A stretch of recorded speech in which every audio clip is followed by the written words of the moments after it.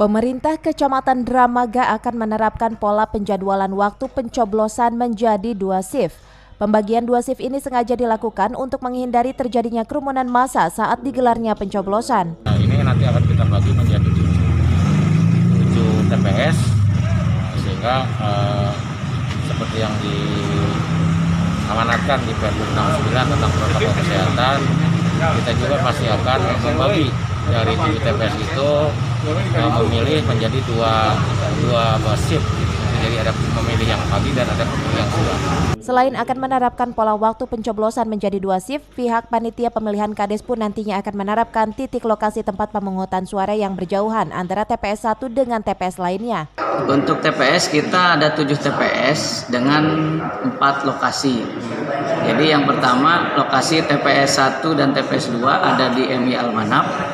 TPS 3, 4, 5 itu ada di MTS dan SMU Darussalam. Insya Allah sudah kita persiapkan untuk protokol kesehatannya.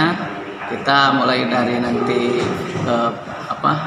pengukuran suhu gitu ya, terus sanitizer atau cuci tangan insya Allah nanti kita siapkan. Warga yang akan melakukan pencoblosan diwajibkan mengenakan masker, mencuci tangan dan diperiksa suhunya oleh pihak panitia pemilihan kepala desa sebelum memasuki TPS.